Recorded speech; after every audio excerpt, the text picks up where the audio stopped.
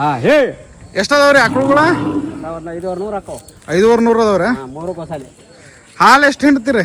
ಹಾಲು ಇದ್ದೆ ಅಷ್ಟ ಹಿಡ್ಕೊತಿದ್ದೆ. ಹಾಂ ರೀ ಎಷ್ಟು ಲೀಟ್ರ್ ಹಾಕದ್ರಿ ದಿನಕ್ಕೆ? ಭಾಳ ಹಿಡ್ದಲ್ಲ. 10 ಲೀಟ್ರ್ ಹಿಡ್ತಾವ. ಮೇವೆಲ್ಲ ಹೆಂಗೆ ಮಾಡ್ತೀರಿ ಮತ್ತೆ? ಮೇವು ಭಕ್ತರು ಕೊಟ್ಟಾರ. ಹಾಂ ರೀ, ಒಣ ಮೇವ? ಒಣ ಮೇವು ಮತ್ತು ಬಡದ ಹೊಲ ಹುಲ್ಲು ಹಸಿ ಹುಲ್ಲು ಐತಿ. ಹಾಂ, ಮಠದ ಹೊಲ ಐತೆ? ಮಠದ ಹೊಲನ ಐತಿ. ಎಷ್ಟು ಎಕರೆ ಹುಲ್ಲು ಹಚ್ಚಿರಿ?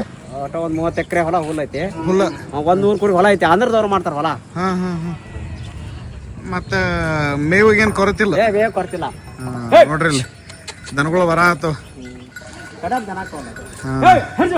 ಇದು ಹೈನ ಏನೈತಿ ಎಲ್ಲಾನು ಮಠಕ್ಕೆ ಬಳಸ್ತೀರಿ? ಹಾಲು? ಹಾಂ ಹಾಂ. ಮತ್ತೆ ಯಾರಿಗಿಲ್ಲ. ಹಾಂ, ಇಲ್ಲಿ ಭಕ್ತಾದಿಗಳಿಗೆ ಅನ್ನ ಪ್ರಸಾದಕ್ಕೆ ಅಂತ ಬಳಸ್ತೀರ?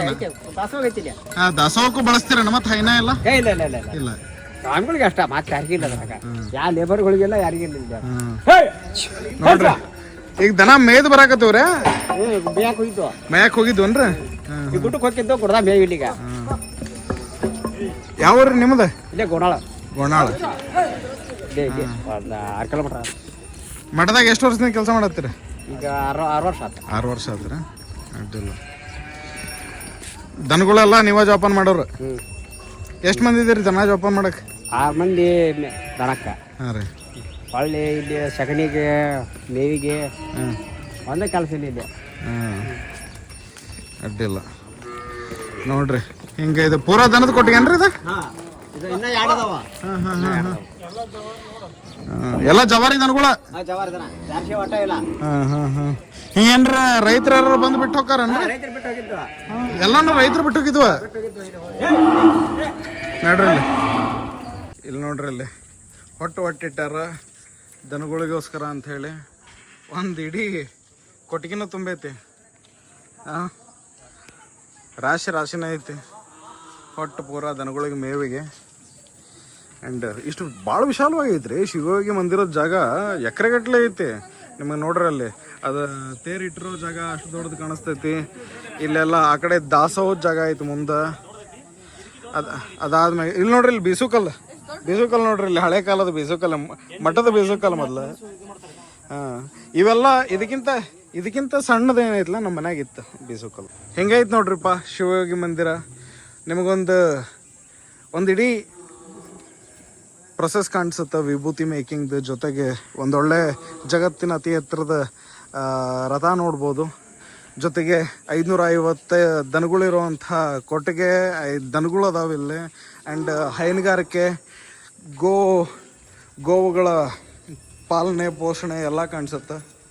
ನೋಡ್ಬೋದು ನೀವು. ಗೋಶಾಲೆ ಐತಿ. ಆಮ್ಯಾಗ ರೈತರೇನು ಬಿಟ್ಟು ಹೊಂಟಾರಲ್ಲ ಅಂದ್ರೆ ಈಗ ಸಾಕಾಗೋದಿಲ್ಲ, ಮೇವಿನ ತೊಂದರೆ ಇರ್ತೈತಿ. ಸೊ ಅಂಥವ್ರೆಲ್ಲ ಏನು ಅಕ್ಕಪಕ್ಕದ ಹಳ್ಳಿ ರೈತರು ಬಂದು ಬಿಟ್ಟು ಹೋಗಿರೋವಂಥ ಗೋವುಗಳನ್ನ ಈ ಮಠದವ್ರು ಸಾಕ್ತಾ ಇದಾರಂತ ಕೇಳಿ ನಂಗೆ ಭಾಳ ಖುಷಿ ಆಯ್ತು. ಥರದ ಕೊಟ್ಟಿಗೆ ಎಷ್ಟು ಅದಾವ್ರಿ ಇಲ್ಲಿ? ಎಷ್ಟು ರೀ? ಕೊಟ್ಟಿಗಿನ್ನ 50 ಅದಾವ್ರಿ? ಇದ್ರಾಗ್ರಿ ಈಗ 50 ದನ ಇದ್ರಾಗ ಅದಾವ. 500 ರೀ. ಇಂಥ ಕೊಟ್ಟಿಗೆ ಎಲ್ಲ ಸಾಲ್ತಾವ್ರಿ ಇದ್ರಾಗ?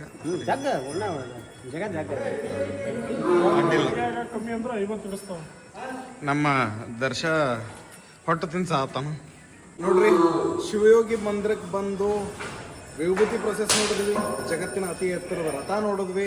ಹಾನಗಲ್ ಕುಮಾರಸ್ವಾಮಿಗಳ ಬಗ್ಗೆ ನಾ ಹೇಳಿದೆ ನಿಮಗೆ. ಒಂದು ಪಿಕ್ಚರ್ ಐತಿ ಅವ್ರ ಬಗ್ಗೆ ತಿಳ್ಕೊಬೇಕಂದ್ರೆ, ಶಿವಯೋಗಿ ಮಂದಿರದ ಬಗ್ಗೆ ತಿಳ್ಕೊಬೇಕಂದ್ರೆ ವಿರಾಟಪುರ ವಿರಾಗಿ ಅಂತ ಒಂದು ಸಿನಿಮಾ ಐತಿ ನೋಡ್ರಿ. ಇಲ್ಲಾಂದ್ರೆ ಶಿವಯೋಗಿ ಮಂದಿರಕ್ಕೆ ಬರ್ರಿ.